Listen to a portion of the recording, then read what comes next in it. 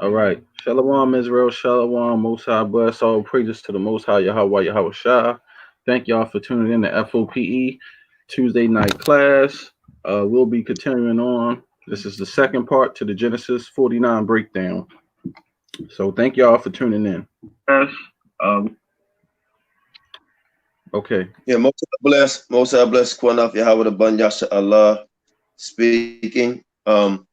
Let me say something real quick before you before you say something. Again, it's over or gathering of Negroes, April 6th, down in Baltimore. All praise at the Most High, successful. And like I said, if it's 3 people, 4 people, 5 people, it's success. You know, we're reaching out. We appreciate all you guys' support, man. Everybody that's supporting us, we appreciate your donations to help us get the home. We're still a little short on the home.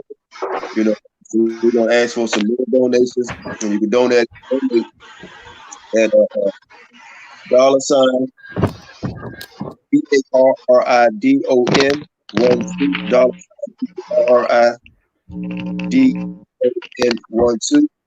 Right. Shalom, this is for the Shalom. This is also for the equipment fund, but it's also going to go to the Passover. Right. The funds will go toward the Passover. So Most High bless you all, man. We appreciate that. And I want to clarify something too. It's a video I done when I was talking to a few Hispanics, dialoguing with them, and some derogatory things were said by another brother, and I'm not going to mention his name, but some very, very, very derogatory things were said about me, and that's fine. I can take it, you know. But the videos was like 8 to 9 months old. Shashan put them up, you know. Is to show us dialoguing when we first would start coming out of this illusion that 9 tribes are all Hispanic, you know, and we still don't have nothing against Hispanic, Chinese, nobody. We don't care. We don't have nothing against anyone. Let me turn my phone for a second. We don't have nothing against anyone. So if that's the umbrella that you operating under, then you know we're against anybody trying to steal our heritage. What I mean by against, the Most High gonna deal with you.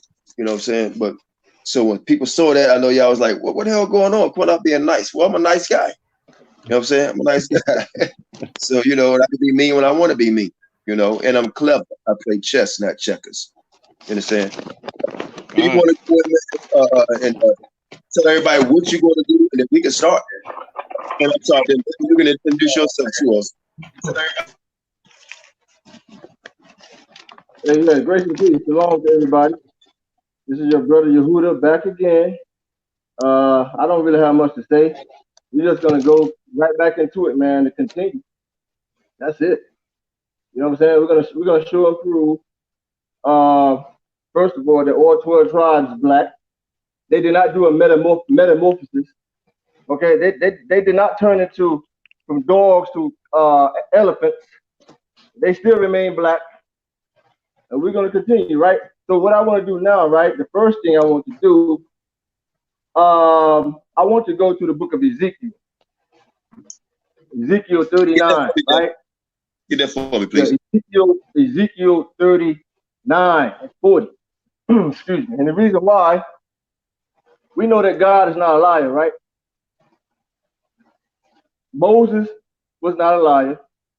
The Elohim God is not a liar, right? Now he clearly said that all 12 tribes, even Christ, Yeshua Ha Mashayach said, will go into captivity. Correct, Qanath? That's what he said. He did not say just Judah. He did not say just. I'm sorry. Go ahead. No, I was telling Devin to take up. If I got a step for 5 minutes, but correct. He did not say just Judah, Benjamin, and Levi. He said all 12 tribes. So what I want to do now, I'm going to go to Ezekiel 39 and 40, and we're going to show and prove that all 12 tribes were sent into captivity among all the nations on the earth. So now let's go to Ezekiel 39. Ezekiel 39. Now I'm going to read verse 1, and then I'm going to skip around, right? Verse 1. And it reads on this wise, In fact, let me get my glasses. I'm getting old here. Right? Ezekiel 39, it says here, therefore, thou son of man, prophesy against Gog, and say, thus says the Lord God, behold, I am against thee, O Gog, the chief prince of Meshech and Tubal. Right? So this is speaking about the Gog-Magog war. Now here's the thing. This is a future prophecy. This haven't taken place yet. Right? A future prophecy. Keep that in mind. Now let's read Ezekiel 40, chapter 40, verse 22. In fact, let's start at verse 21. Ezekiel 40, verse 21. Look what it says here. It says, and I, God says, and I will set my glory among the heathen, and all the heathen, they shall see my judgment that I have executed, and my hand that I have laid upon them. Verse 22. So the house of Israel, it says the house, not just Judah, Benjamin, and Levi. It says the house of Israel shall know that I am the Lord their God from that day forward. Verse 23. And the heathen, they shall know that the house of Israel went into captivity for their iniquity, because they trespassed against me. Therefore I hid my face from them, and I gave them into the hand of their enemies, and so they fell by the sword. Verse 24, according to their uncleanness and according to their transgression have I done unto them, and I hid my face from them. But look what it says in verse 25.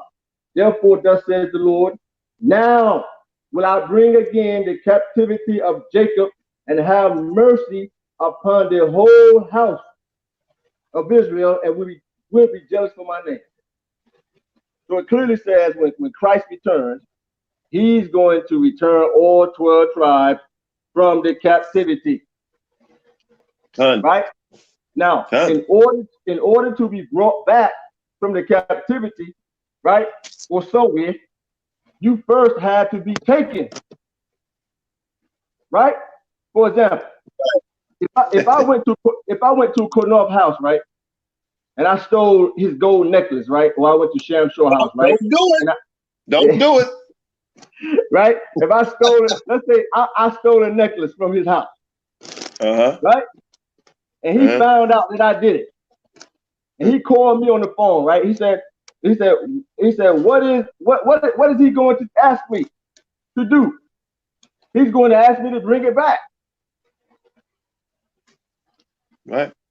So it does not say that the house of Israel was brought back from the far lands, or the countries were made or forced to be slaves, you know, like the Europeans made the Taino Indians slaves in America. It does not say that. It clearly says they will be brought back, meaning they were taken from the African region, from the Eastern Hemisphere. Game over. That's it. Ain't no more. It's no more arguments. In fact, we don't even have to continue the Genesis 49 if we don't want to, but we're going to do it anyway. But this is the killer right here. Ezekiel clearly says that Christ is going to return all 12 tribes, the whole house that went into captivity. That only happened to the blacks. He did not say all just Judah, Benjamin, and Levi. He said all the whole house. And can I land me back on that? Let me land me back on that. I want to get y'all just understand what he said. Remember, they say with the doctrine that they left out of Assyria, right? And they made their own way over here. They didn't come in captivity. They made their own way, right? So they marched themselves into captivity. You understand? Right? And they still doing it today. Right now, they migrating to America. Right. Exactly. Who takes themselves into captivity? You understand?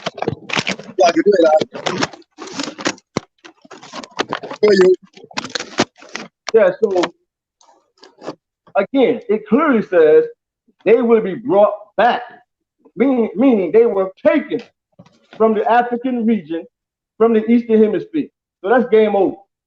Christ is going to return the whole house from the captivity. Now, not one European, Jennifer Lopez, looking Hispanic, or no Mexican, nor native Taínos were never taken from the Eastern Hemisphere. Never. We all know this is a fact.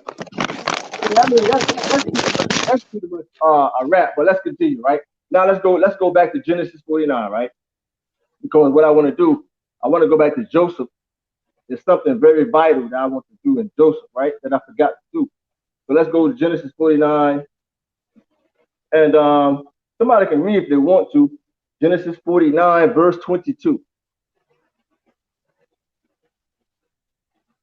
If not, matter of fact, I read it. Genesis 49, verse 22.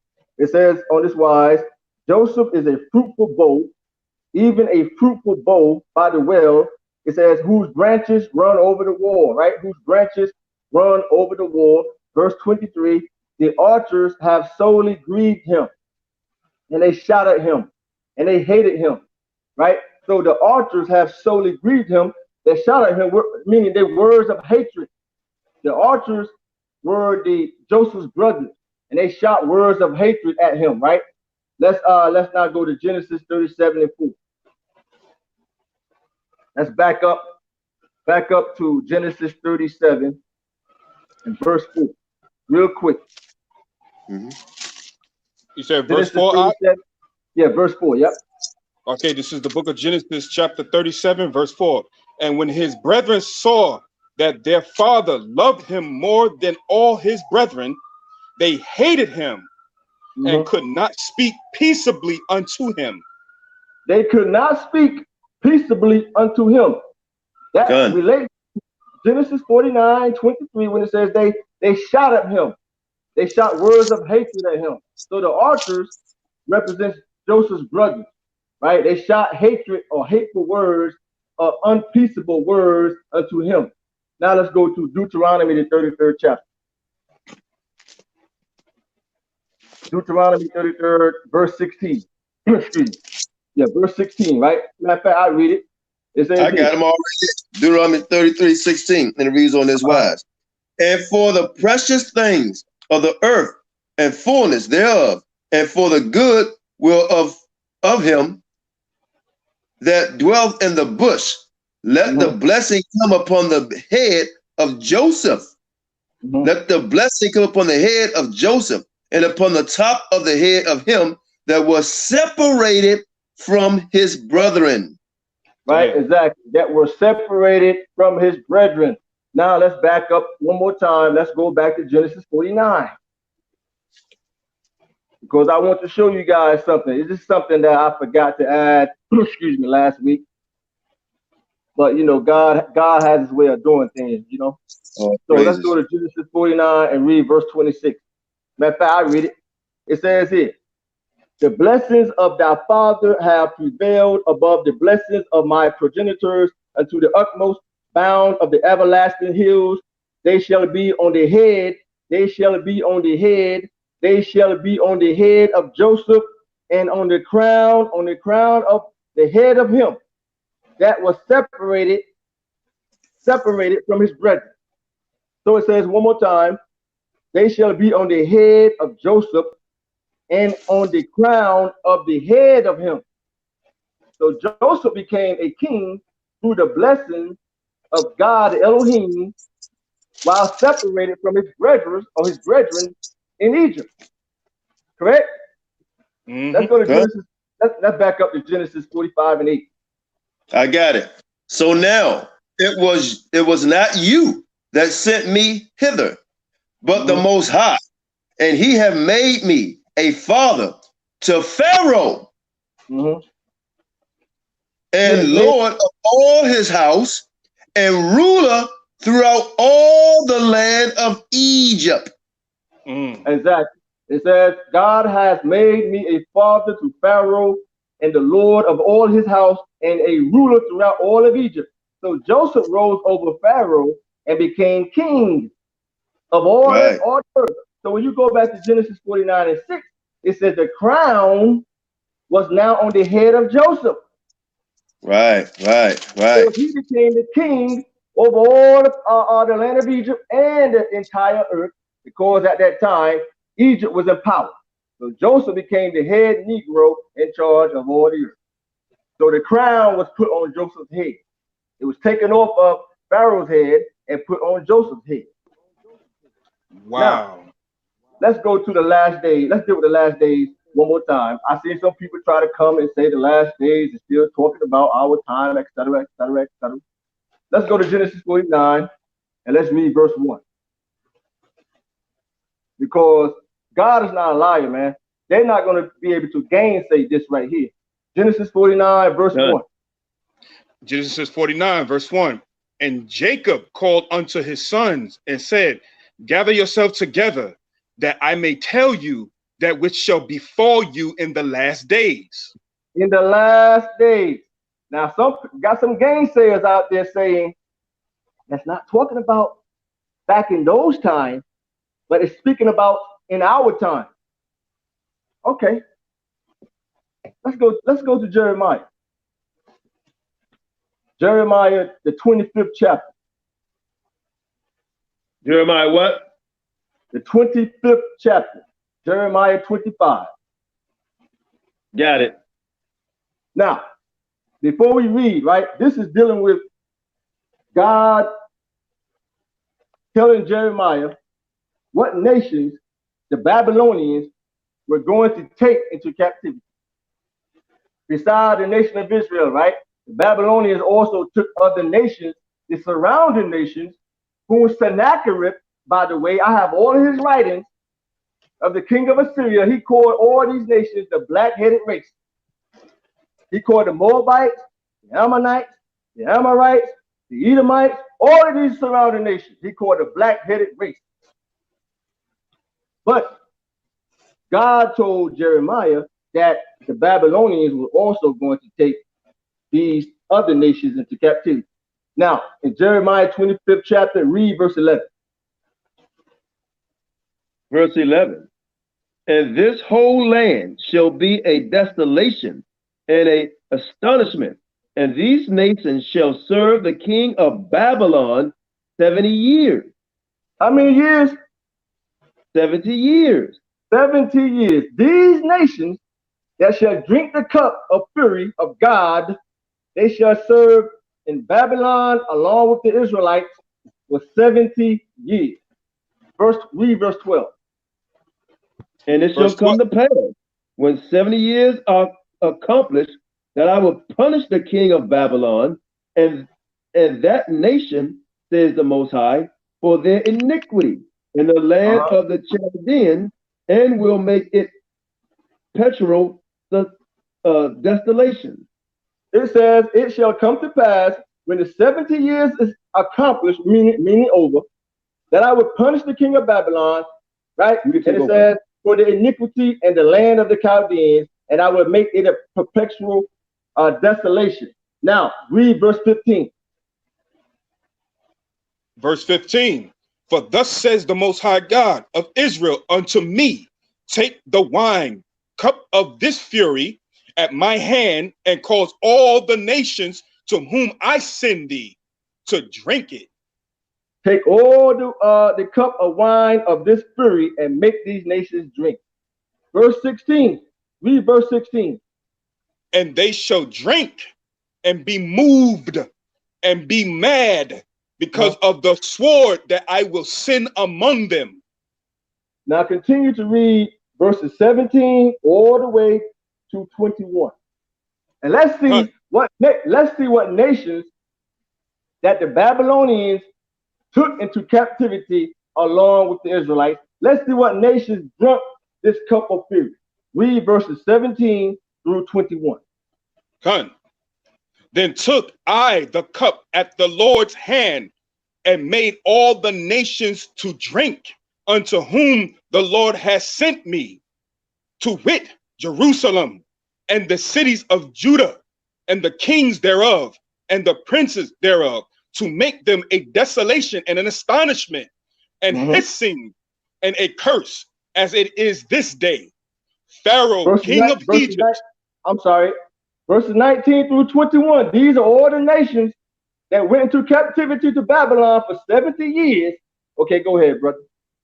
Pharaoh, king of Egypt, and his servants, and his princes, and all his people, and all the mingled people, and all the kings of the land of Uz, and all the kings of the land of the Philistines, and Ashkelon, and Azza, and Ekron, and the remnant of Ashdod, Edom, and Moab, and the children of Ammon. And who in verse 21 went into captivity for 70 years? Edom, Edom, and Moab. And Moab. You telling me that? I'm sorry, bro. That's it. I appreciate it. That's some good. That's some good reading too, brother. You telling me that Edomites went into captivity for 70 years? So you telling me it was some white folks in captivity for 70 years above the Euphrates? Wow. Hey, look, and let me say this real quick too. I caught this, verse 20, and I want all of you to think about this word. It says in verse 20, and all the mingled people, right? All the mingled people, and all the mingled are the other nations together, mingled together. Yep. That don't mean they're screwing, right? Exactly. Verse 20. In fact, jump down to verse 25, my man. Read verse 25. Matter of fact, read verse 24 and 25. And all the kings of Arabia, and all the kings of the mingled people that dwell in the desert, and all the kings of Zemiri, and all the kings of Elam, and all the kings of the Medes. All these nations was taken into captivity for 70 years, along with the Israelites. Now, we just read that Moab was among these nations, right? And Elam, correct? Let's go to Jeremiah 48. This is dealing with the return of the captivity led by Cyrus the Persian, who allowed the Jews to return. Not only did he allow the Jews to return, but God said that these other nations, they will return also. Let's go to Jeremiah 48. Jeremiah 48, when you get there, read verse 17. No, I'm sorry, no, verse 47. My bad. Jeremiah 48, verse 47. The book of Jeremiah, chapter 48, verse 47. Yet will I bring again the captivity of Moab in the latter days. Oh man. Or Moab in the what? In the what days? In the latter days, says the Most High. Says the Most High. That's for the judgment of Moab. He says Moab is one of the nations that he's going to bring back. We just read in Jeremiah 25 that Moab was one of the nations that was taken into captivity. Done. Woo. Hallelujah. So after the 70 years is over, God is allowing these nations to return with the Israelites, led by Zerubbabel first, to go back and rebuild, and then later on Ezra, and then later Nehemiah. But it says the latter days, meaning they return with Zerubbabel and Ezra and Nehemiah. Now go to Jeremiah. Let's go to Jeremiah chapter 49 and read, my man, verses 38 and 39. Jeremiah 29? 49. Jeremiah 49. Yes, sir. Oh, Salaki, verse Salaki. 38 and 39. Let's see who else is going to return with the Israelites.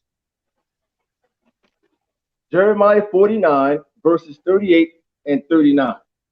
This is the book of Jeremiah, chapter 49, verse 38. And I will set my throne in Elam, and will destroy from thence the king and the princes, says the Most High. But it shall come to pass. I didn't cut you. He used that word, but. Okay, go ahead. It shall come to pass in the latter days. In the what days? The latter days. Go ahead. I will bring again the captivity of Elam, says the Most High. Woo. In the latter days, God says he's going to bring again Elam and Moab that went into captivity for 70 years, and they returned with the Israelites. Let me prove it. Let's go to the book of Ezra. In the KJV Masoretic, let's go to Ezra. These nations returned with the Israelites. They went back with them. They went back to their lands, but they returned with them. Let's go to Ezra chapter 1.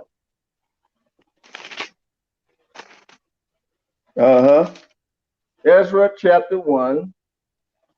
That's right after Second Chronicles, because Ezra, the scribe, he was a Levite scribe, and he wrote First Chronicles, Ezra wrote Second Chronicles, and also Ezra.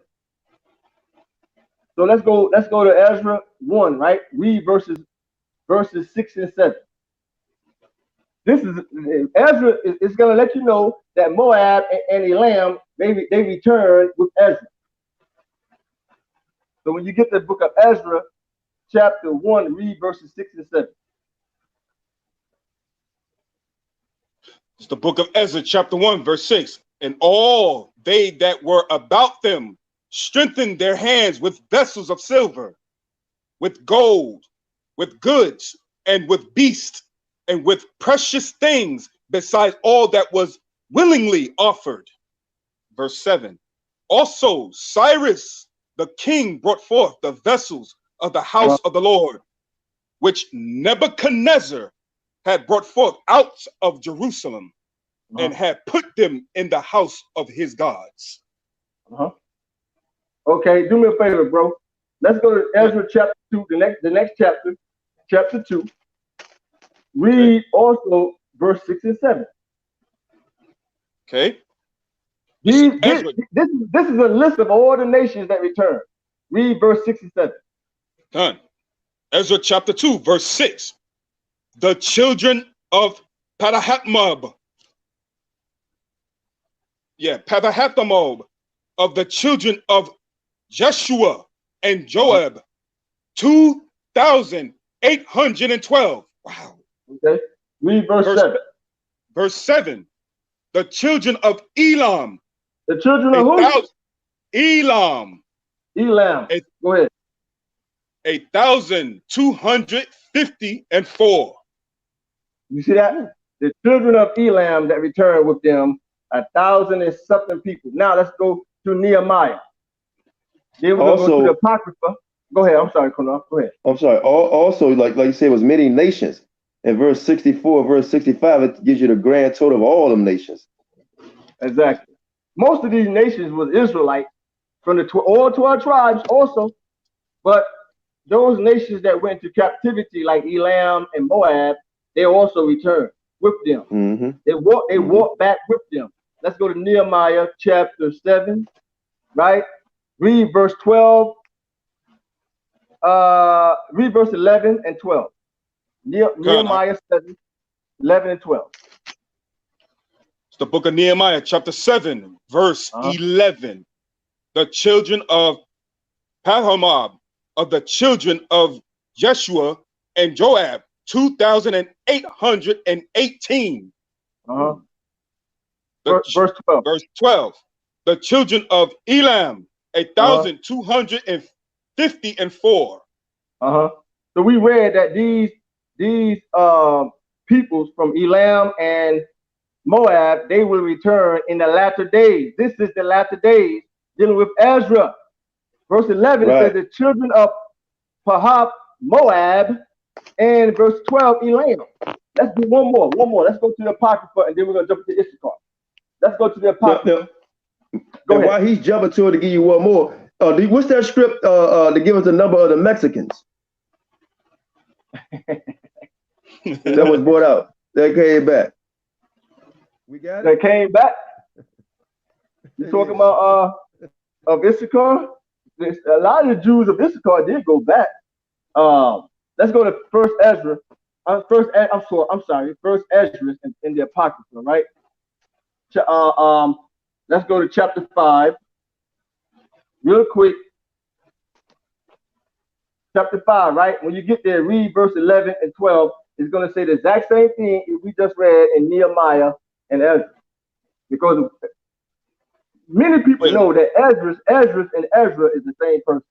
So in the book of Esdras, first Esdras, chapter 5, read verse 11 and 12. The book of First Ezra, chapter 5, verse 11. The son of Bahath, Moab, 2,812. Verse 12. Right. The sons of Elam, 1,254. The sons of Zethul, 945. The sons of Korb, 705. The sons of Bani, 648. Wow. So we just verifying that the children of Elam and Moab, they also returned, as we just read in Jeremiah, that they went into captivity for 70 years. God says after the 70 years is over, they will return. We read it in the latter day.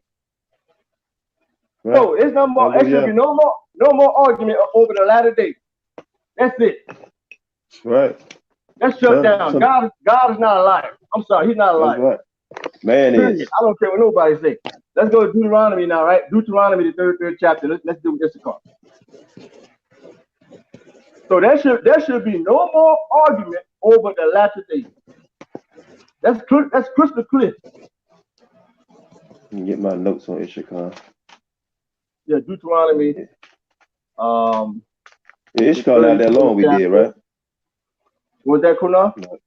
No, I was saying Issachar not that long when we did that. No, it's not that long because here's the thing too. When you're dealing with Issachar and Naphtali and Asher and Zebulon, they all coincide. You're going to see, they all coincide and they all relate. Yep. Deuteronomy 33 and 18. Yeah, I'm sorry, let me get that myself. Yes, exactly. Deuteronomy 33rd chapter, verse 18. Yep.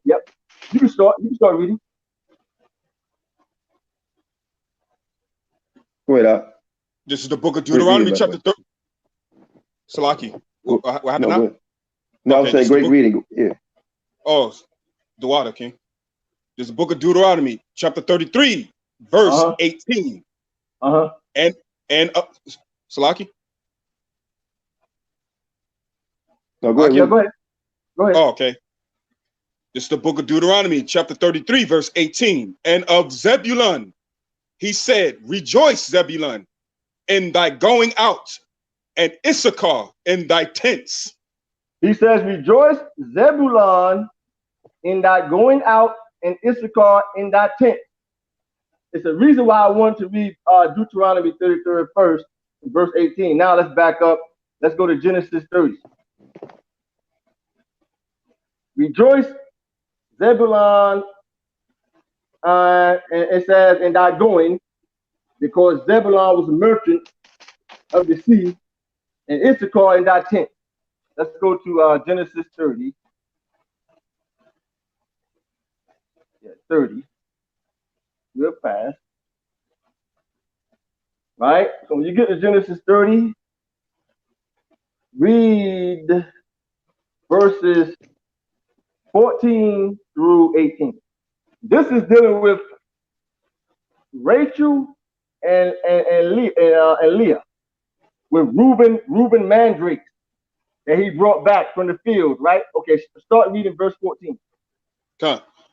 This is the book of Genesis, chapter 30, verse 14. And Reuben went in the days of wheat harvest, found mandrakes in the field, and brought them unto his mother Leah. Then Rachel said to Leah, give me, I pray thee, of thy son's mandrake. And she said unto, verse 15, and she said unto her, is it a small matter that thou hast taken my husband?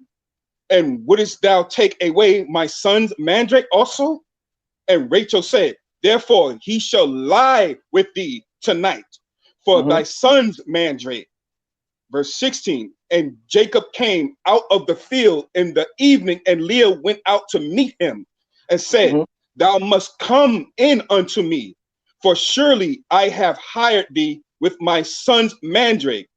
And he lay with her that night. Verse 17. And Yah hearkened unto Leah, and she conceived and bare Jacob the 5th son. Right. Verse 18. And Leah said, Yah have given me my heir, because I have given my maiden to my husband. And she called his name Issachar. So basically, Rachel, so here's the thing. Rachel wanted the mandrake that Reuben brought from the field, right? Because Reuben was Leah's son. And the mandrakes, if you look it up, the mandrakes, it is a Mediterranean plant used for medicine. It also used to promote conception of babies and conceiving children. And it's also like a fertility plant. So at this time, Rachel did not have any children. So she wanted the mandrake that Reuben had for herself, right? Hoping that the mandrakes would help her conceive, right? And get pregnant, right? So Rachel and Leah, they made a deal, right?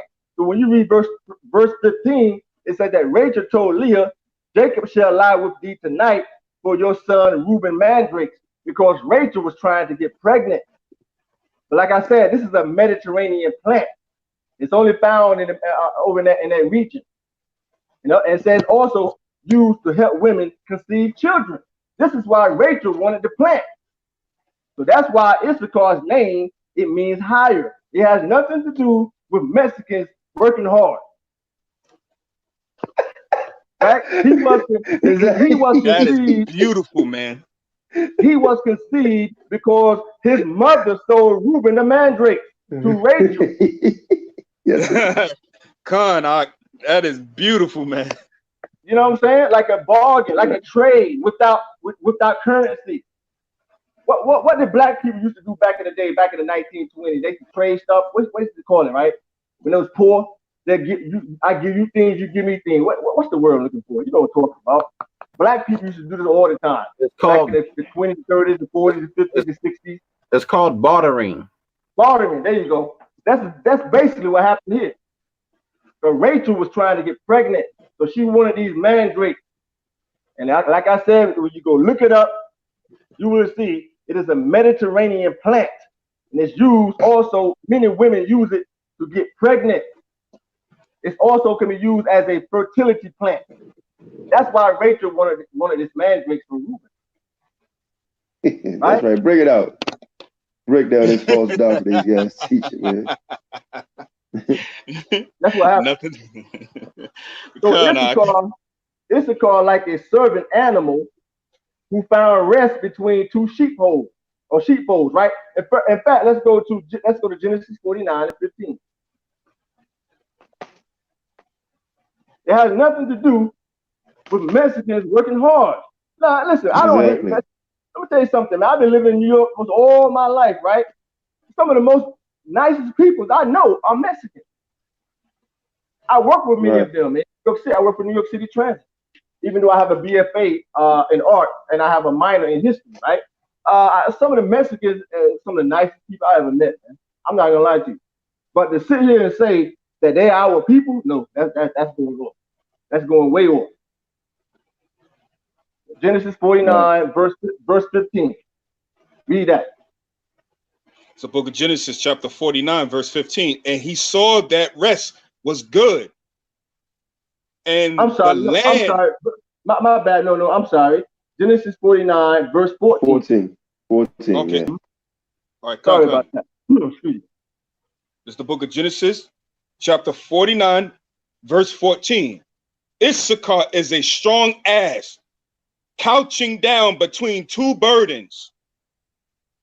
Right. Issachar is a strong ass, couching down between two burdens.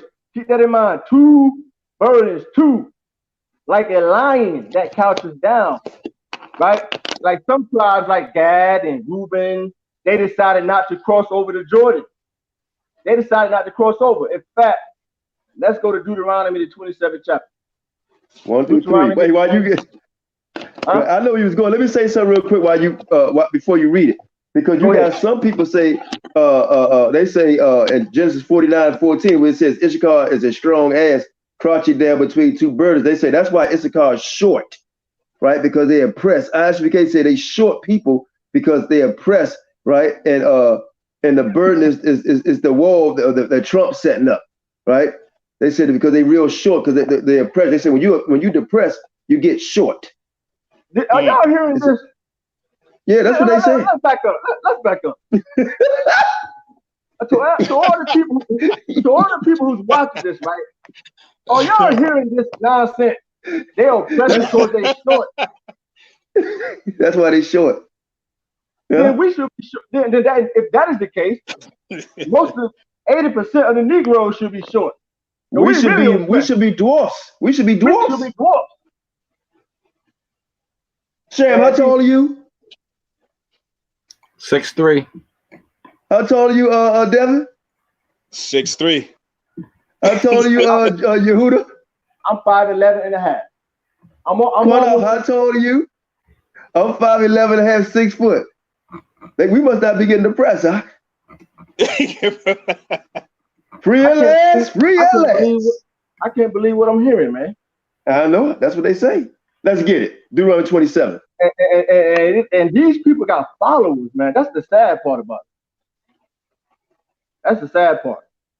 Yeah, Deuteronomy, the 33rd chapter, right? I'm sorry, no. 27. Deuteronomy 27 chapter. Read verses 1 through 3.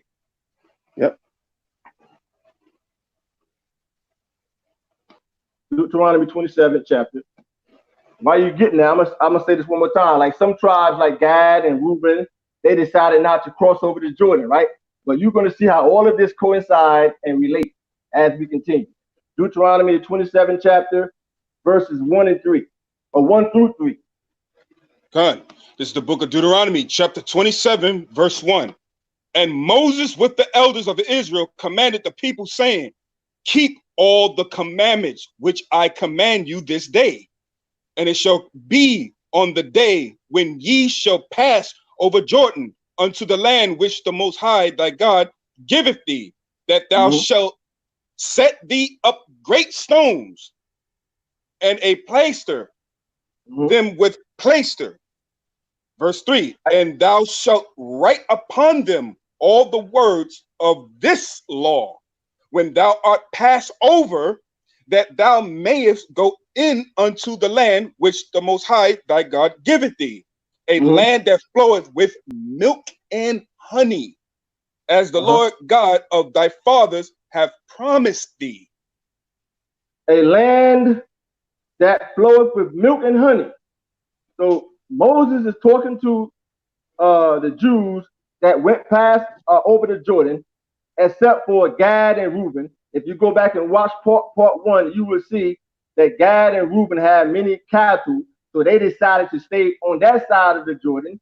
But God told Moses that Gad and Reuben can have that land, but they had to go over and help their brethren fight in Canaan and set up, and then they went back, right? So it says a land flowing with milk and honey. Now let's go back to Genesis 49. I got it. Genesis 49 and 15. Exactly. And he saw that rest was good, and the land that it was pleasant, and bowed his shoulder to bear, and became a servant unto tribute. So we just read in Deuteronomy that they went to a land flowing of milk and honey, and he says here he saw that the Lord was good, or the land was good, and the land was pleasant, and bowed his shoulder to bear, and became a servant unto tribute, because Issachar was in Zebulun's tent. So whenever Zebulun went out as merchants, because Zebulun was hustler, because you know black people like to hustle, like hustle man on Mark. Zebulun was the hustler, and Issachar used to go out with Zebulun and help them work. Right. Good. Right? So now let's go to, so Issachar was like a servant animal, right? Who found rest between two sheepfolds, or sheepfolds, or two areas. He would have safety and rest, right? So Issachar was caught between two burdens. They also assisted Zebulun, right? Now let's go to Deuteronomy, the 3rd chapter. What, 15 or something different? hold on a second. Let me get there myself. Deuteronomy, the 3rd chapter. So that's why it says that Issachar will be in Zebulon's tent. In fact, before we go to Deuteronomy 3rd chapter, Sheriff Shaw, do me a favor, my man. I want you to pull up something real quick. I'm glad I just thought about this here, right? Pull up where it says Black Cargo, page 1 and 2. I want to read something to the peoples real quick. And while he's getting there, brother, let me make a statement real quick. And I hope everybody's enjoying this class, man, because some people think you have to name the tribes where they are today. Well, that's already in the Bible. It tells you every landmass that he blessed Judah with, Simeon, and all that, right? And where the tribes at today is James 1 and 1. And Deuteronomy 32:26. We just broke that down.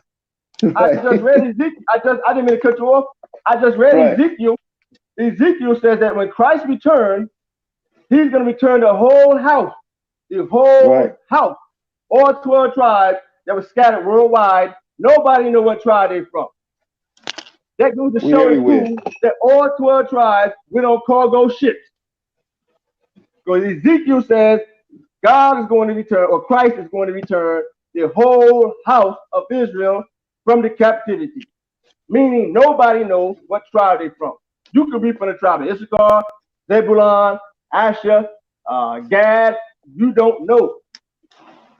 And that's fact. You don't know. I'm claiming Judah though, but you don't know. That's okay. You that's really fine. don't. Because you came over here in the ships. When we all came in the ships, like I keep on saying, these asinine people keep on talking about Zebulon get off here, Issachar get off there, right?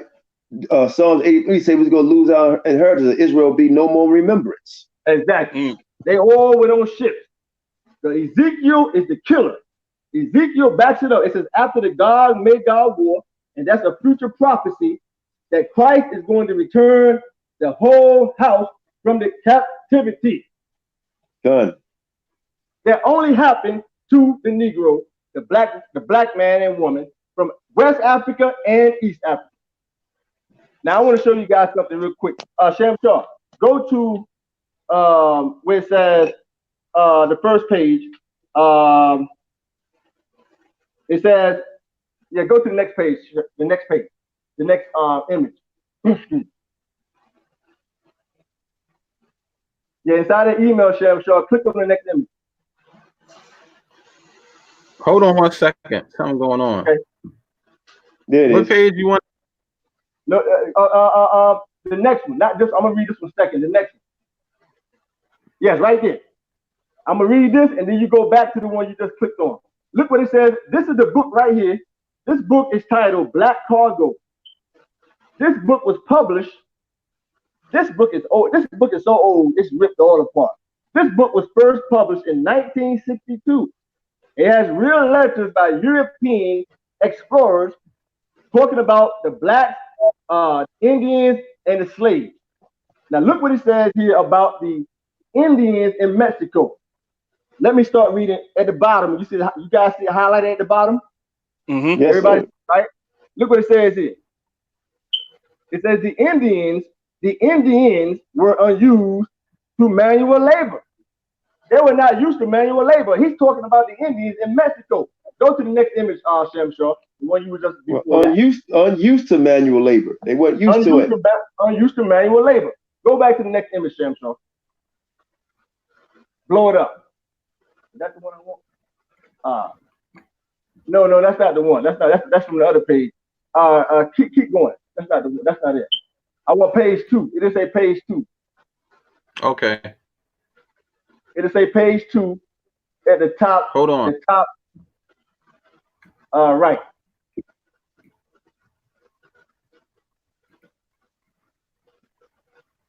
Most High bless y'all, man. Get them likes up. No, that's not it. That's not it. Keep going. Keep going.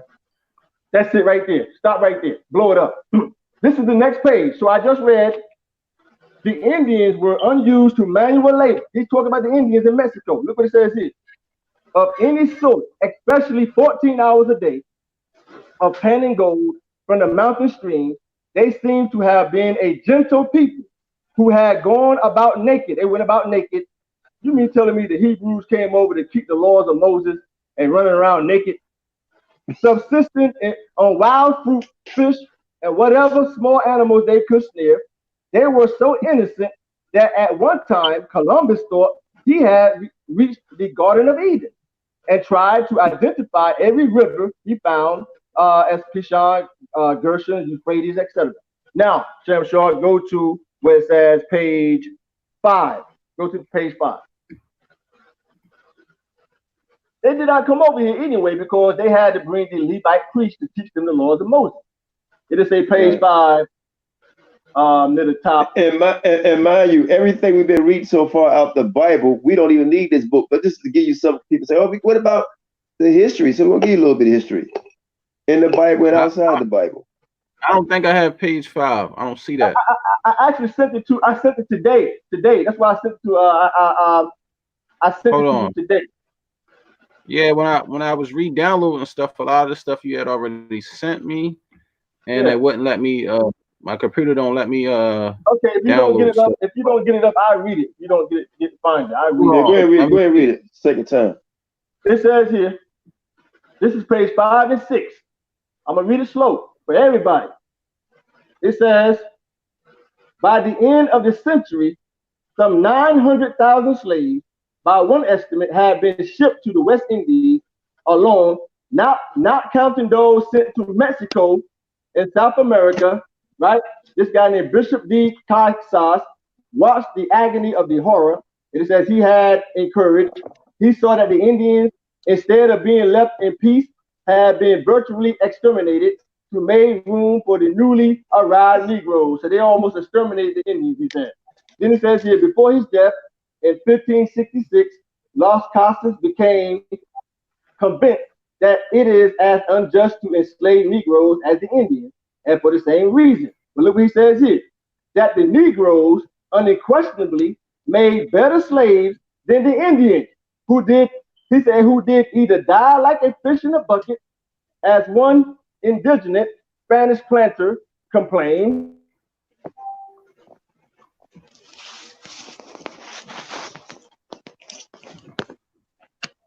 You still there, Yehuda? He said, try to enslave.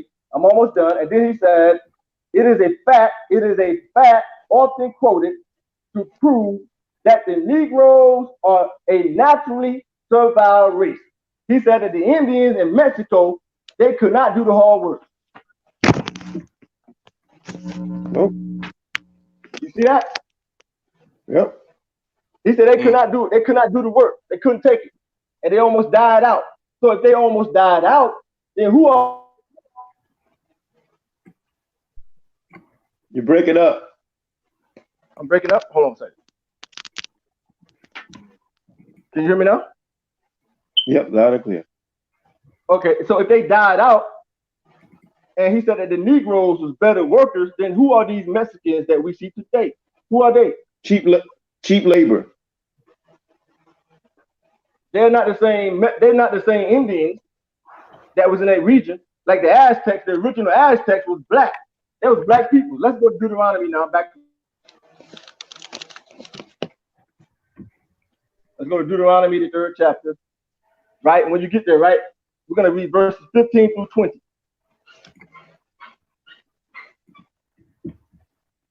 So he said that the Negroes was better workers and they made better slaves than the Indians in Mexico. Right.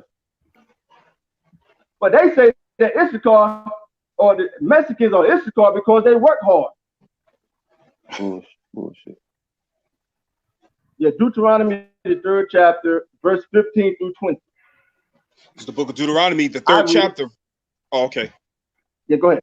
No, go ahead. Okay, this is Deuteronomy, the 3rd chapter, verse 15. And I gave Gilead unto Mashayach, and unto the Reubenites and unto the Gadites I gave from Gilead. Hey, even Shem unto the... I'm sorry, brother. Shem Shah, keep that up right there. We say Israelite. Go back to that map. Say Israelite. Go back to the... Keep that up real fast. Okay, yeah. Keep reading, brother. Keep reading. Come. And unto the Reubenites and unto the Gadites I gave from Gilead, even unto the river Arnon, half the valley and the border, even unto the river of Jabbok, which is the border of the children of Ammon. Verse 17, the plain also, and Jordan, and the coast thereof, from Shinnereth, even unto the sea of the plain, even the salt sea on the Ashdoth Pisgah, eastward. And verse 18, and I commanded you at that time, saying, the Lord your God hath given you this land to possess it. Ye shall pass over armed before your brethren, the children of Israel, all that are meet for the war. Will we go down to 20? Verse 19 and 20, yep. Come. Verse 19, but your wives and your little ones and your cattle, for I know that ye have much cattle, shall abide in your cities, which I have given you. Verse 20, until the Lord have given rest unto your brethren, as well as unto you, and until thy also possess the land which the Lord your God hath given them beyond Jordan. And then shall ye return, every man unto his possession, which I have given you. So basically what it's saying, even though you other tribes did not stay on the other side of the Jordan with Reuben and Gad, it says if they fight the enemies on that side, you better cross the Jordan and help your brothers fight for that pleasant land on the other side of Jordan. So Issachar was one of those tribes to assist, right? And Issachar was stuck between two burdens or sheepfolds. Now let's go to the book of Judges 5. The book of Judges, chapter 5.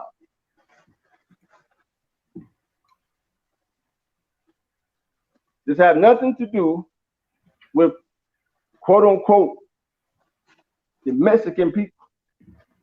Judges 5. And when you get there, right, this is dealing with Deborah and Barak. Some of you may already know the story of Deborah and Barak, right? So we're going to go to Judges 5. When you get to Judges 5, read verse 1. Because what happened is, you got many of these tribes, they did not want to assist and fight and help Deborah and Barak fight. But 4 tribes did. 4 tribes helped Deborah and Barak fight. So when you get to the book of Judges, right, chapter 5, read verse 1. Hey, Brother James, you can get that for me, brother? I don't have Judges chapter 5, verse 1. I got it. Judges chapter 5, verse 1. Then sang Deborah and Barak the song of Abinom on that day, saying. Verse 12. Right, on that day saying, they sung a song. They sung a song of praise, right? You can read this on your own. Break it up. You break it up, Yehuda.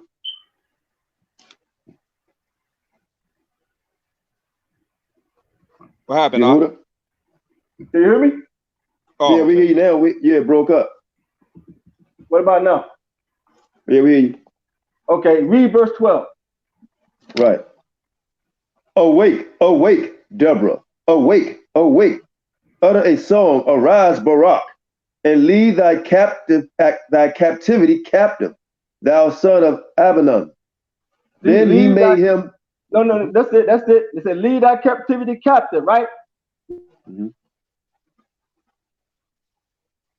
13 through 15. Yep. Then he made him that remaineth have a dominion over the noble among the people. The Lord made me have dominion over the mighty. Out of Ephraim was there a root of them against Amalek. After thee, Benjamin, among thy people, out of Micah came down governors, and out of Zebulun they that handled the pen of the river. And the princes of Issachar were with Deborah, even Issachar, and also Barak. He was sent on foot into the valley for the deliverance of Reuben. There were great thoughts of heart. For the deliverance of Reuben, because remember God told, Moses told the Jews, when you go on the other side of the Jordan in the land of Canaan, if your brethren need help, if they need help, you better go over and help them fight. So out of these, out of all the tribes, 4 of these tribes came, right? Right. Huh? Go to First Chronicles out, because I think you broke up. Yehuda. No, Salakia, stay. Go back to Judges, because we want you to read 15 through 18. Okay. Yehuda. Yes. Okay, go ahead. You broke up again. I broke up again? Yeah, we didn't hear you. You want to read 15 through 18, or you jump into Chronicles? You know what? Let him read. Let him read verse 6. Well, you just read verses 15. So let him read 16.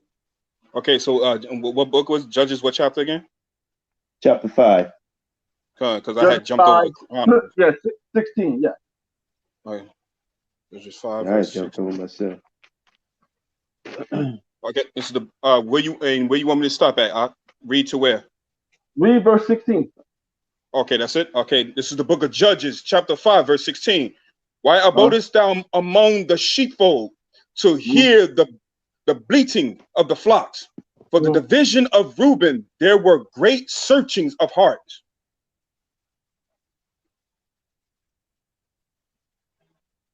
He broke up again, huh?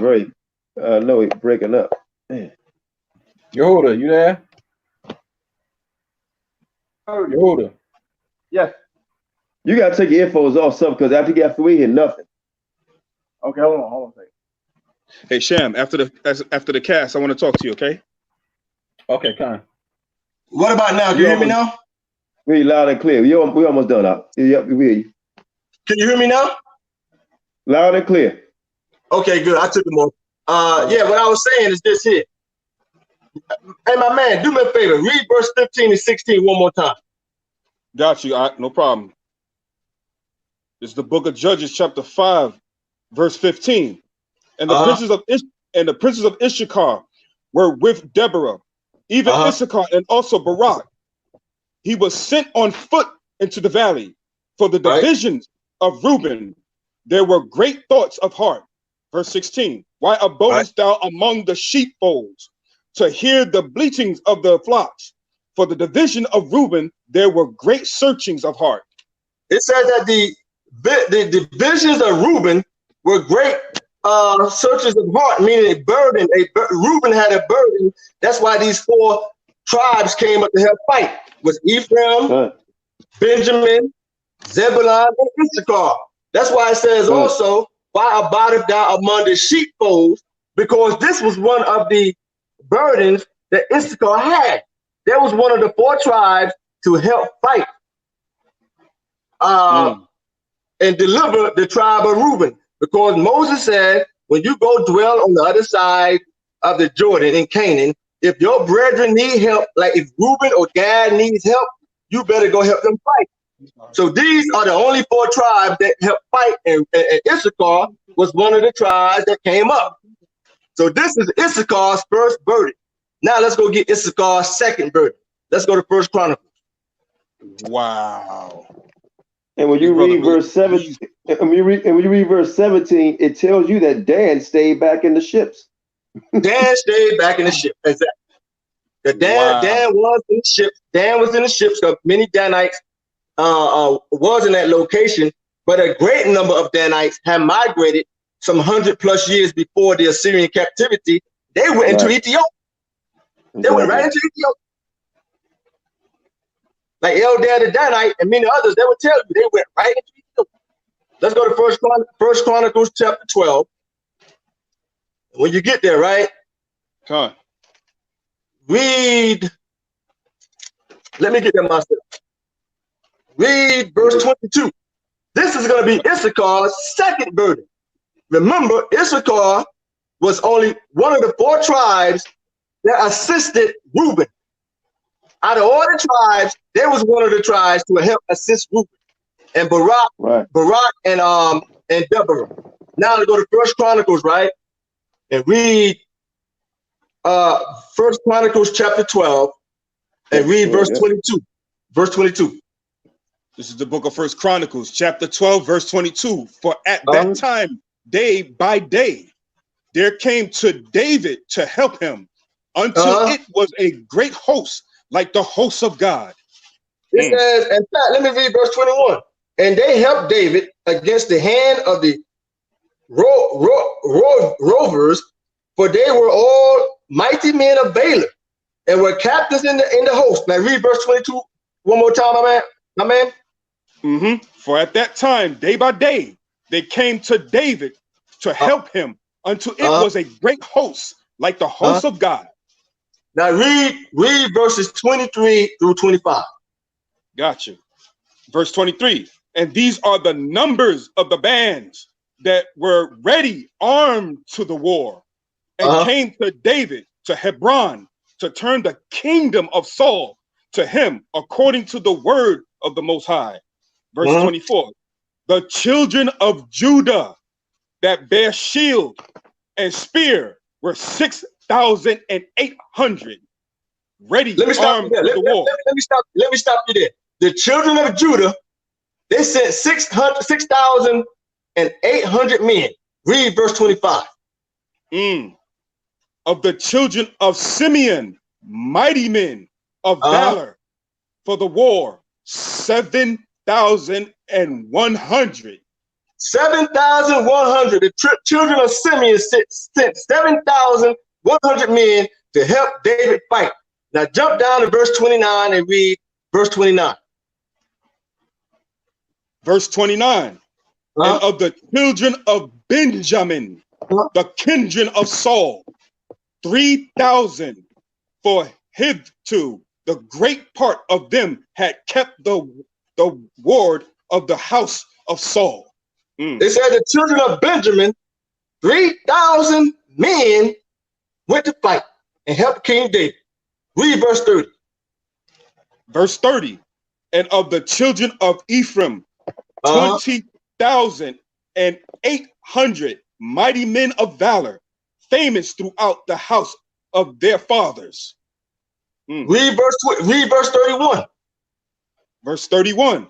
And of the half tribe of Manasseh, 8,000, which were expressed by name to come and make David king. Let me stop you there. So it says the children of Ephraim, 20,000 men, the children of Manasseh, 18,000. So all these tribes sent thousands of men, all of these tribes. But let's see if Issachar sent men to fight or who they sent. Read verse 32. Verse 32. Verse 32. And of the children of Issachar, which were men that had understanding of the times, to now what Israel ought to do, the heads of them were 200, and all their brethren were at their commandment. What the heck? You see that? Let me stop you there. So out of all the tribes, they sent thousands of men to help David fight. Issachar only sent 200 men, and these men wasn't fighting. These men knew the times and what to do to help David conquer his enemies. This is the second burden of Issachar. Wow. So this made up doctrine they got us to help fight. They only sent the men that it says, and the children of Issachar, which were men that had the understanding of times and know that is what Israel ought to do. So basically, these 200 men, which is not many, when you compare 200 to thousands of men that these tribes are sending, that's not many. So this is only 200 men, but the only thing they did was help the Israelites conquer their enemies because they understood what to do. This is the second burden. This is Issachar's second burden.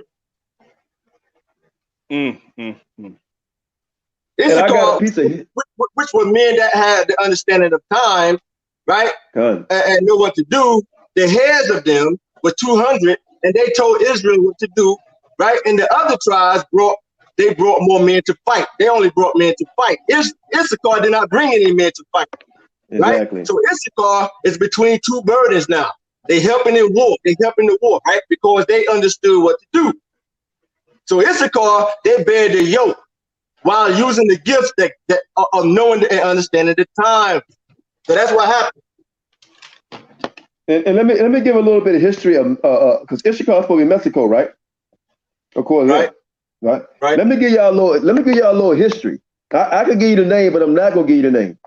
Look up a great warrior in Mexico.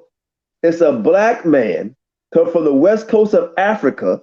Okay, and him and his people were royalty over there. So the Spaniard took the royal people over there and brought them to Mexico, but they rebelled and kicked ass, so much so that they named the town after the black man and put a statue of him over in Mexico, right? Because he whipped the Spanish ass, right? And it's a statue of him over in Mexico with big ass lips, nappy head, a black man in Mexico. That's your Issachar if you want to say that. But guess what? He's an Israelite from the west coast of Africa, came over here, cargo slave ships, and kicked ass so much, it's a statue of him over there right now today. Exactly. Is his name Estabanico? Yep. That's a true story. Yep, that's correct. Let's now go to Genesis. Let's go to Genesis 49. Let's deal with Zebulon. Good. So that is the two burdens of Issachar. The first burden, Issachar was one of the 4 tribes to help Deborah and Barak, right? And the second burden was the men that understood what Israel ought to do while helping David fight. Right. We're gonna make Zebulon gonna be the last one for the night. It's not gonna be long. Everybody, okay, everybody enjoy. Get the ones up. No, Zebulon is a little long. Let's do Naphtali. We'll do Zebulon next time. Excuse me. Let's do Naphtali. The Naphtali is not too long. Right, I'm glad you brought it up. Let's do Naphtali. Let's go to Genesis 49 and read verse 21. Genesis 49. Zebulon, good. Go ahead. Yeah, we'll do Zebulon next time. That's no problem. Yeah. Naphtali, Genesis 49, verse 1. Verse 21? I'm sorry. Yeah, verse 21. Yep. That's it. Okay. This is the book of Genesis, chapter 49, verse 21. Naphtali is a hind let loose. He giveth goodly words. Naphtali is a hind let loose. He gives goodly words. Who do they say this is on the chart? I don't know who the hell they say it is. Well, I don't know who Naphtali is supposed to be. I threw that chart away. You do it away, Qanath? Yeah, I threw it away. It's a Naphtali is a hind let loose. Let's go to Judges 4. Judges chapter 4, right? Dealing with Deborah and Barak. You see how all this lines up? With Issachar, we just read about Issachar helping Deborah and Barak, right? Let me say something real quick too, King. Go ahead. I saw somebody try to break it down, and they said, "See, that's witchcraft." They talking about it's all going to line up, like they trying to get they fool y'all. They not going to line up. Watch how it's starting to line up. Go ahead, brother. Thank you. Let's go to Naphtali, Judges 4 and 6. Mm-hmm. Now we just read with Issachar was one of the 4 tribes to help assist Barak and Deborah, right? Only 4 of the tribes, right? Done. Now we're reading about Deborah and Barak again. That's why I said, as we continue, you will see how everything coincides and lines up. So when you get to Judges, right? Chapter 4, read verse 6. Verse 6. The book of Judges, chapter 4, verse 6. And she sent and called Barak, the son of Abinom, out of Kadesh Naphtali. And said unto him, wait. Slow down a little bit. Just a little bit, my brother. Out of who? Naphtali. Kadesh out of Kadesh Naphtali. Naphtali. Kadesh Naphtali, and said unto him, have not the Lord God of Israel commanded, saying, go and draw towards Mount Tabor, and take with thee 10,000 men of the children of Naphtali and of the children of Zebulun. So Barak was of the tribe of Naphtali. So when it says Naphtali is a hind let loose, we're going to see who he's talking about. Also, I want to say this also. Inside the what book is that again? Jasher. You sure Jasher, you want to go to right? Jasher? Yeah, because you know they're gonna say, oh, you mean Jasher? I'm not gonna go to Jasher. I'm not gonna go to Jasher. But inside the book of Jasher, right? Now many people don't subscribe to Jasher because it's being corrupted with the dates, etc., to disqualify Christ as the Messiah, right? But when you go into the book of Jasher, it talks about Naphtali being the fastest runner over all his brothers. Oh, wow. That's in the book of Jasher. That's Jasher chapter 56, verse 54 and 56. Yep, it talks about Naphtali being the fastest runner over all his brothers. Right? And we know who the fastest runners are too. Michael Johnson, that boy is fast. Exactly. That's why I say you don't know. We don't know what tribe we from. Usain Bolt. Yeah, Usain Bolt. Yes. Wow. Cole Lewis. Usain Bolt could be from Naphtali. We don't know what tribe we from. Sister Flojo. Yeah. They got the Jamaicans as Benjamin. Now let's go. Now let's go back to Genesis 49:21. Yeah, let's get it. Genesis 49:21.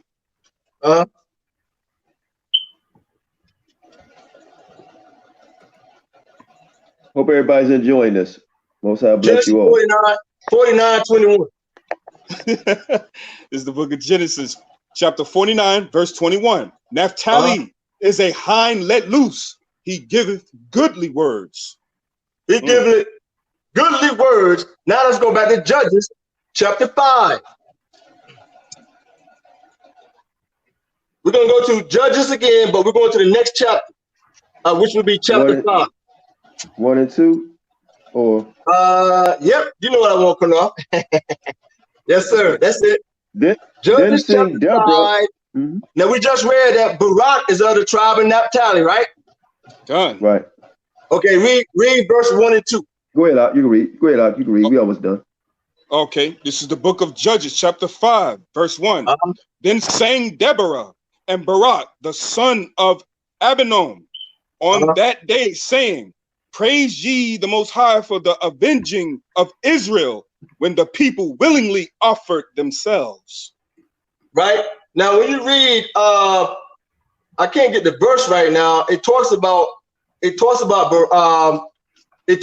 Barak running down a chariot. I get back to. Let me see here. It talks about Barak running down a chariot, right? But let's continue. Let's go to Tobit. Wow. I'm gonna see can I find that. See, can you find that verse, man? It talks about Barak. Okay.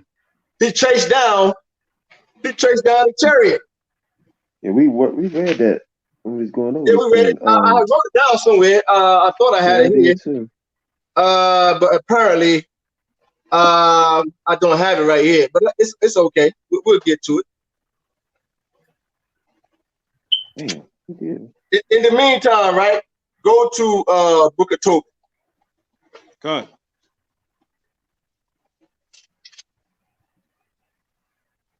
And read, when you get to the Book of Tobit, go to chapter 1. And read verses 1 and 2. It's the book of Tobit, chapter 1, verse 1. The book of the words of Tobit, son of Tobel, the son of Ananel, the son of Aduel, the son of Gabiel, the seed of Asil, of the tribe of Naphtali. In fact, verse 2. I didn't mean to stop you, bro. I found it, Qanath. We're gonna go to Tobit. Let's go to Judges real quick. I'm Okay. by the grace of God, I found it. Let's go back. Let's go back to Judges. Is it chapter 4? Go back to chapter 4. I Right? knew it was 4. I knew it was in 4. I just could not think where it was, man. Damn, And let's start at verse 14. My brother, read 14 there it through is. 16. 14 Gotcha. through 16. There it Gotcha. is. Yep. Judges 4. Judges chapter 4, verse 14. And Uh-huh. Deborah said unto Barak, up, for this is the day in which the Lord have delivered Sisera into thine hand. Is not the Lord gone out before thee? So Barak went down from Mount Tabor, and 10,000 men after him. Okay. Verse 15. And the Lord discomfited Sisera and all his chariots and all his hosts with the edge of the sword before Barak, so that Sisera lighted down of his chariot and fled away on his feet. Now look what Barak does in verse 16. Read, my brother.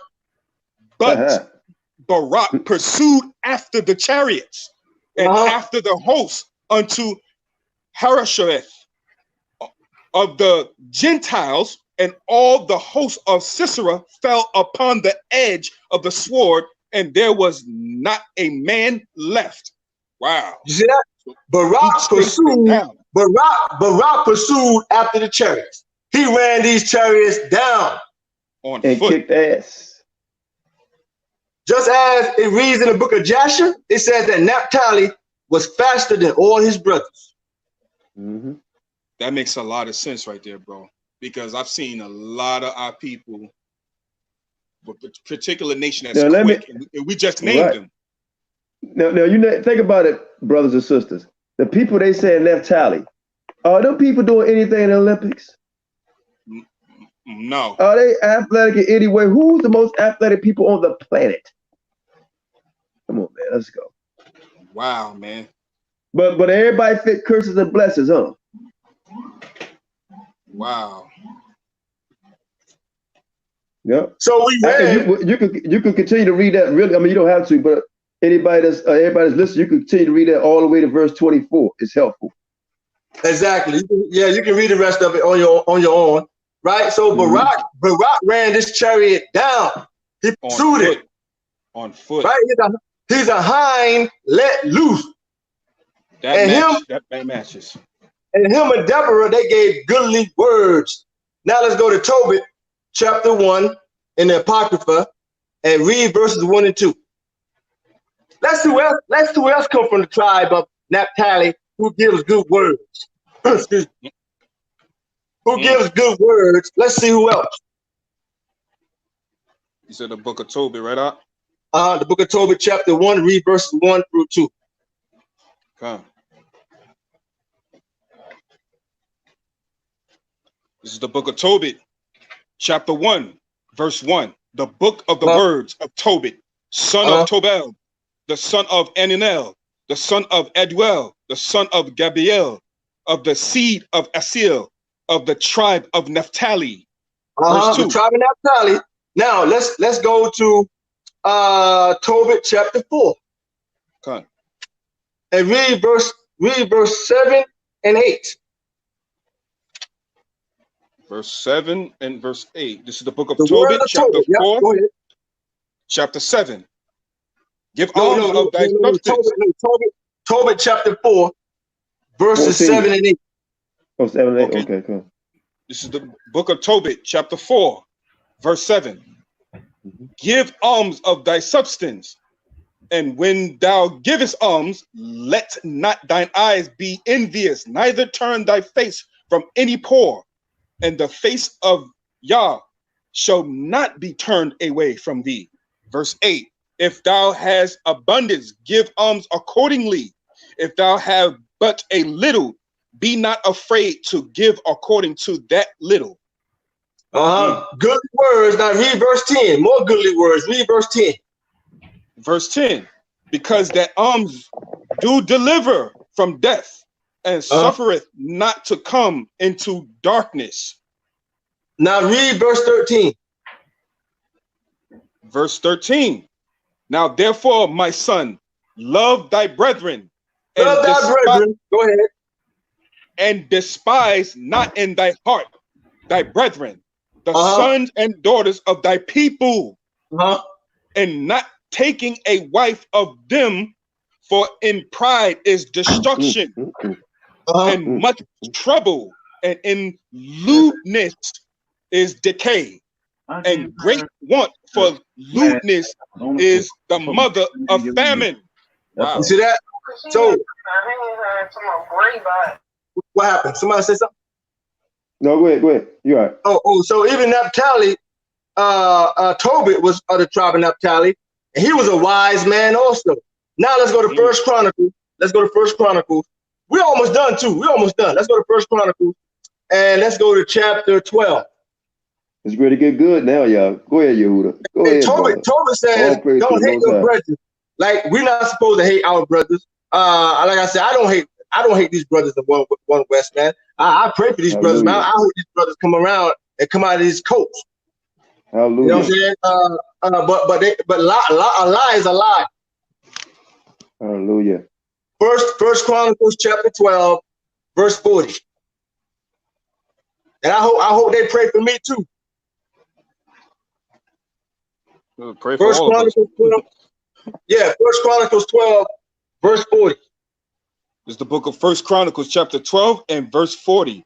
Moreover, they that were nigh them, even unto Issachar and Zebulun and Naphtali, brought bread on asses, and on camels, and on mules, and on oxen, and meal, cakes of figs, and bunches of raisins, and wine, and oil, and oxen, and sheep abundantly, for there was joy in Israel.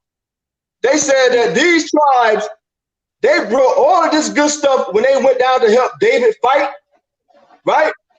They brought oil and mules and asses and meat and bunches of raisins, and they brought a sheep abundantly. But it said that Zebulun and Issachar and Naphtali, they brought all this good stuff back from their land. Why? Because their land was full of abundance. And you're going to see this. You're going to see this as we continue and deal with Zebulun and Asher. That's why I say they all relate. Go ahead. I don't want to mess up the flow of the spirit, but people want to know who's who. You could tell this is our people. We give more than any people on the damn planet, and we have nothing. That is true. And we give more than everybody. What they always say about Southern hospitality. We always give and will give our last. Right? That's us. Go ahead, Doc. Come on. You're 100% correct. Didn't I just read in the book of Ezekiel that he says after the God made God war, that Christ is going to return all 12 tribes from the captivity? Are these Negroes listening, or are they that dumb, or what's going on here? It says that after the God made God war, that Christ is going to return all 12 tribes? That's right. So you don't know what tribe you're from.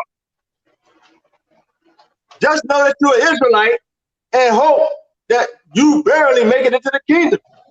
That hope that your good outweigh your bad. That's all you got to hope for. Hope you can close the back door. You do not know what tribe you're from. It's not for you to know. So it says, right?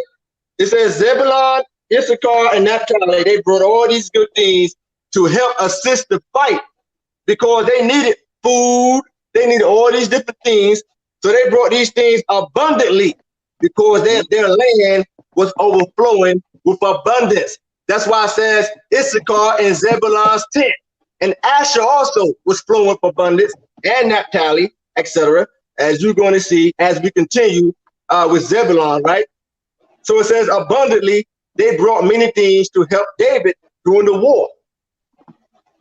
And Issachar, they had 400 men to tell the Israelites what to do during the war. Now let's go to, we're almost done. Let's go to Deuteronomy, the 33rd chapter.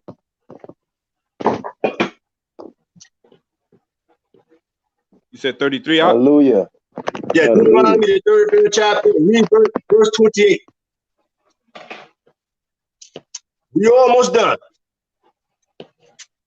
This is the book of Deuteronomy, chapter 33, verse 28.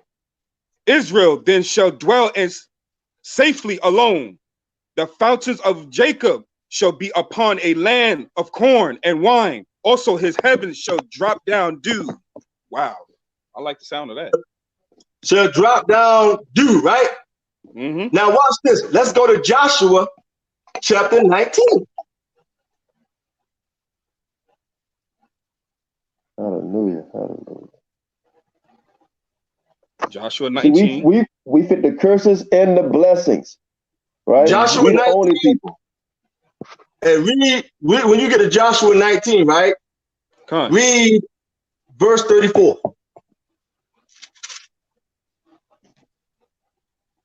Now I just said that Naphtali, Zebulun, Issachar, they always overflowing with abundance, right?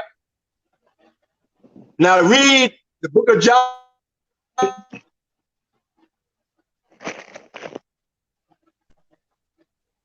I got it, King.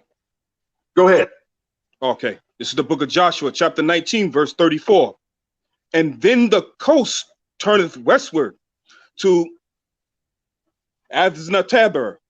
In fact, let me stop you, brother. Read verse 32 first. 32. This is the territory of Naphtali. Read verse 32 first. 32. Okay. This is Joshua chapter 19, verse 32. The sixth lot came out to the children of Naphtali, even for the children of Naphtali, according to their families. Now read verse 34.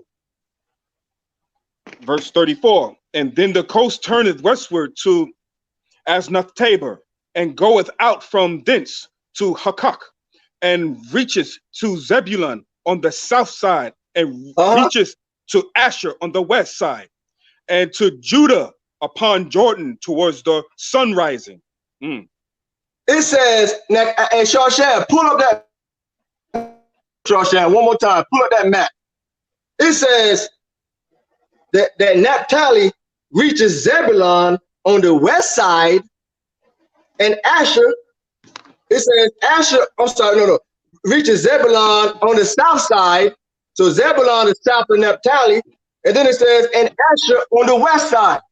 No, not that map, not that map. Go to the other map. It showed the 12 tribes of Israel map.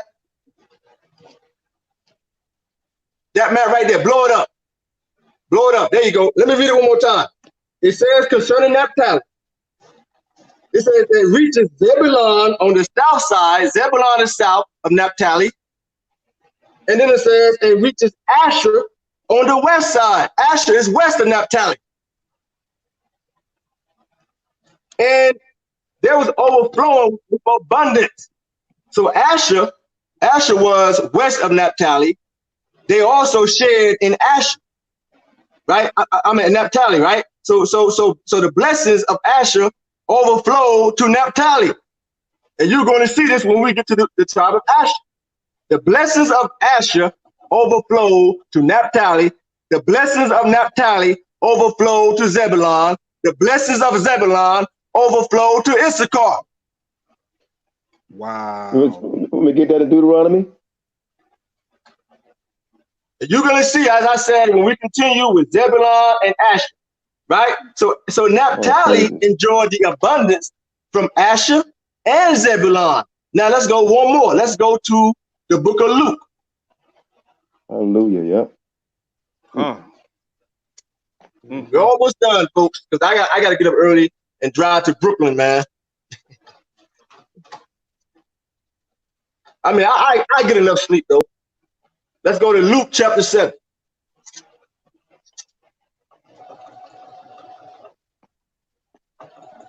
We're almost done, everybody. Almost done, almost done. I got you, King. I'm waiting for the verse. Okay, now, as a recap, when we read in First Chronicles, right, that Issachar, Zebulun, and Naphtali brought all these abundance like oil. Remember, they brought oil and bread, but they brought oil, right? Now, this is the book of Luke, chapter 7. Read verse 11. Read verse 11. This is the book of Luke, chapter 7, verse 11. And it came to pass the day after that he went into a city called Nain, and many of his disciples went with him, and Stop right much there. people. Stop right there. So it said Christ went to the city called Nain. Now, when you look at a map, right? Excuse me. Look at a map.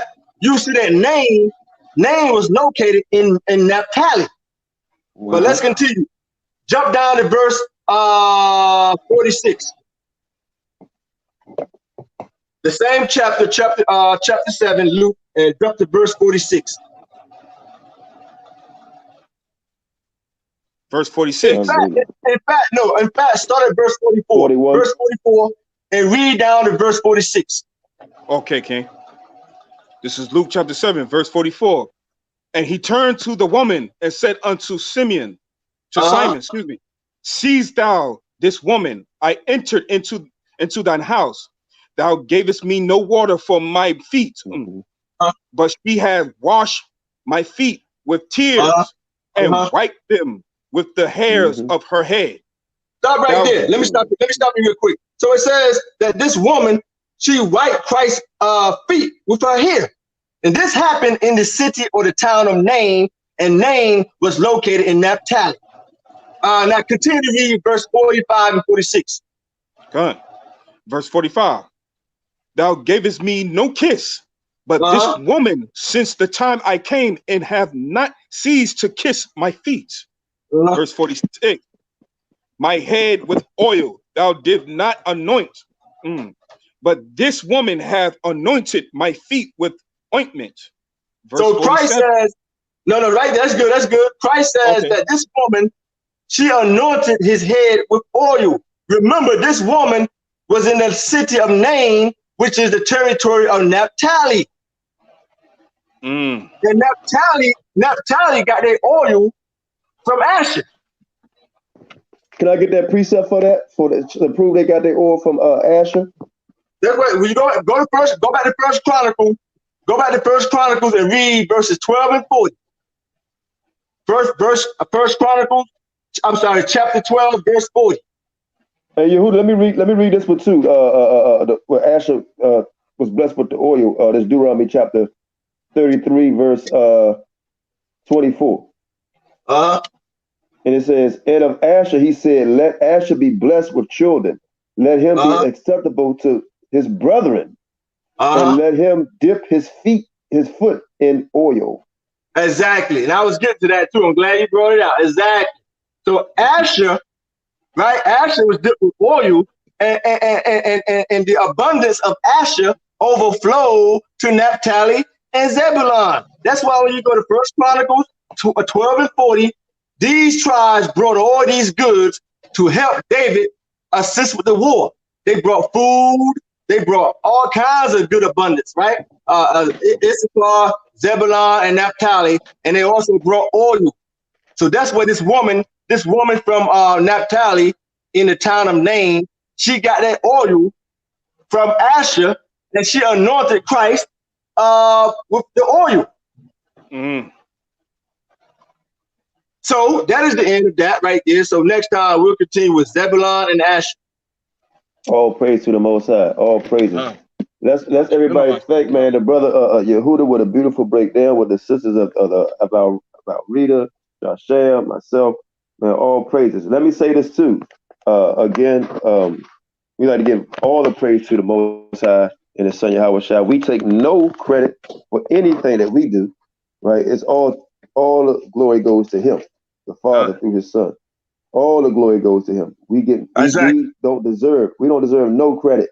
None. Exactly. None. But let me say this. Also in New York, we're in New York. My brother Yehuda is in New York, F.O.P.E. My brother Devin is in New York, F.O.P.E. and his other brothers. If anybody want to have some classes, contact me, and I will link you up with the brothers and sisters. That's we open up a congregation of this fellowship, right, where we can fellowship and have classes together up there and learn. You understand? But also you can just learn, and it's not a camp. Okay, we not a damn camp. Let me put that out there. Okay, we just for learning. And we're going to do something that I think everybody's going to like this spring or summer, where Yehuda and I will be giving seminars. Qanath will be giving Yes, sir. we're gonna be giving seminars, right? And I think everybody's going to enjoy that, right? And the House of F.O.P. New York will be there, and you brothers and sisters are welcome. And guess what? Anybody's welcome that want to learn. You know what I'm saying? Anybody's welcome that want to learn. That's how we current that. We be giving history lessons, everything, you name it, right? So Most High bless you all, man. Most High bless you all.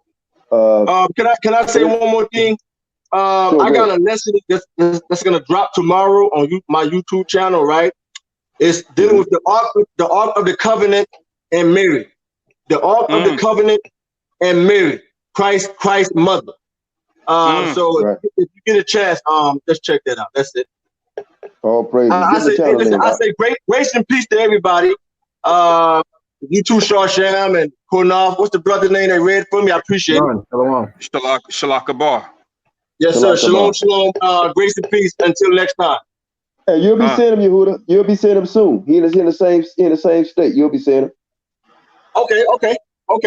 So Most High bless you all, man. If anybody want to give a donation, Sham put the donation up there. Grace and peace, brother. I'll call you later, Yehuda. Anybody want to give a donation for our equipment that we get to actually get these seminars that Yehuda and I will be doing.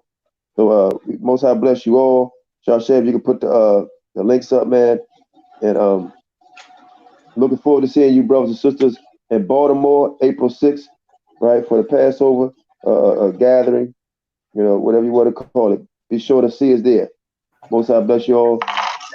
Shalom. Thanks for the donation. Somebody just dropped something. Thank you. All praises, man. All praises. Most High bless you all.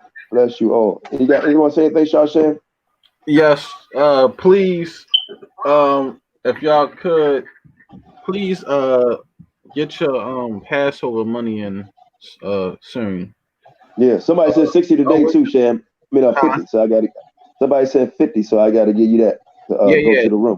Don't wait till the last minute. Just send your money now, because we're trying to get a head count of how many people coming, because we don't want a bunch of people to show up and then we be over capacity and we can't accept everybody in. So please just let us know if you come in, and we can write down how many people. I think we can seat like 100. So we ain't trying to have the place overpacked and it's not enough room for everybody. What you can do, you can email me at yjohnson. What is it? God dang it, I forgot that quick. yjohnson123 @yahoo.com. yjohnson123 @yahoo.com. All lowercase. yjohnson123 @yahoo.com. All praise to the Most High. So with that, we're gonna say shalom next time. Yep. Shalom. Hey, Sham, give me a call, man. No, hold on.